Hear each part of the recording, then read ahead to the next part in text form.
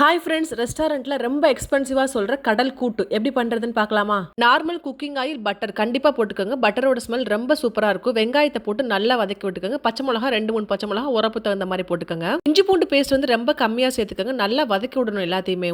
தக்காளி பழத்தை வந்து சாப்பர்ல போட்டு சேர்த்துக்கோங்க. மிக்சில போடுறீங்க அப்படின்னா பல்ஸ் மோட்ல போட்டு சேர்த்துக்கோங்க. மிளகா பொடி, மல்லிப்பொடி, மிளகு பொடி, மஞ்சள் பொடி, பட்டகிராம் ஏலக்காய் பொடி. மிளகு பொடி தான் இதுல ரொம்ப மெயின். பட்டகிராம் ஏலக்காய் பொடி கொஞ்சமா வாசத்துக்கு சேர்த்தா போதும். கண்டிப்பா இதுல கான் சேர்க்கணும். கானை தண்ணி ஊத்தி வேக வச்சுக்கலாம். அப்படி இல்லைன்னா ஸ்டீம் பண்ணி எடுத்துக்கங்க. தண்ணி ஊத்தி வேக வச்சிங்க அப்படின்னா அந்த தண்ணியை வந்து வேஸ்ட் பண்ணாம இந்த மாதிரி மசாலாக்கெல்லாம் அடிக்கடி ஊத்திக்கலாம். அதோட ஸ்வீட்னஸ் வந்து ரொம்ப சூப்பரா இருக்கும். கருகாப்பிலை தாளிக்கும் போது போடாதீங்க. இந்த மாதிரி பச்சையா சேர்த்துக்கிட்டீங்க அப்படின்னா சீ ஃபுட்டுக்கு நல்ல ஸ்மெல் கொடுக்கும். நான் இன்னைக்கு கிராப், ஸ்குவிட், பிரான் இது 3 சேர்த்திருக்கேன். கடல் கூட்டு தான் பண்ண போறேன் ஐடியா எல்லாம் பிரானோட ஹெட் எல்லாம் கிளீன் பண்ணி கீழே போட்டாச்சு. கண்டிப்பா நீங்க இந்த மாதிரி செய்றீங்க அப்படின்னா பிரானோட ஹெட் எல்லாம் சேர்த்துக்கங்க. அப்பதான் செம்ம டேஸ்டா இருக்கும். 2 கொதிச்சு வத்தினதுக்கு அப்புறம் உப்பு சேர்த்துக்கங்க. பிகாஸ் உப்பு கூடிரும். உங்களுக்கு எக்ஸஸா தண்ணி ஊத்தணும்னு நினைச்சீங்கன்னா கான் வேக வச்ச தண்ணியை எடுத்து ஊத்திக்கங்க. இப்ப கானெல்லாம் சேர்த்ததுக்கு அப்புறம் 5 to 10 மினிட்ஸ் கண்டிப்பா கொதிக்கணும். அந்த மசாலா ஃபுல்லா கான்ல இறங்கினாதான் டேஸ்டா இருக்கும் காணும். இதுல முடிஞ்ச அளவுக்கு கோகனட் மில்க் பவுடர் சேர்த்துக்கங்க. அது நல்லா கிரீமியா இருக்கும். இல்லாத பட்சத்தில் தேங்காய் பால், கெட்டியான பாலை சேர்த்துக்கங்க. லாஸ்டா கொரியாண்டர் லீஃப் சேர்த்து ஒரு 10 நிமிஷம் மூடி வச்சிருங்க. வாசம் ஃபுல்லா நல்லா இறங்கிரும். கடல் கூட்டு பண்றீங்க அப்படின்னா ஒயிட் ரைஸ், பராட்டா இப்படி எது கூட வேணா சர்வ் பண்ணலாம். ஆனா ஒயிட் ரைஸ் கூட சாப்பிடுறீங்க அப்படின்னா செம்ம டேஸ்டா இருக்கும். மறக்காம வாழை இலையில சர்வ் பண்ணுங்க. அதோட வாசம் ரொம்ப சூப்பரா இருக்கும். நீங்க ஒரு சீ ஃபுட் லவரா இருக்கீங்க அப்படின்னா வாட்டர் லெவல கொஞ்சம் கூட வச்சு லைட்டா தேங்காய் பால் இன்னும் கொஞ்சம் கெட்டியா அரைச்சு ஊத்துனீங்க அப்படின்னா தொம்யம் சூப் மாதிரியே இருக்கும். அடிச்சுக்க முடியாது. கண்டிப்பா ஒன் டைம் ட்ரை பண்ணி பாத்துருங்க.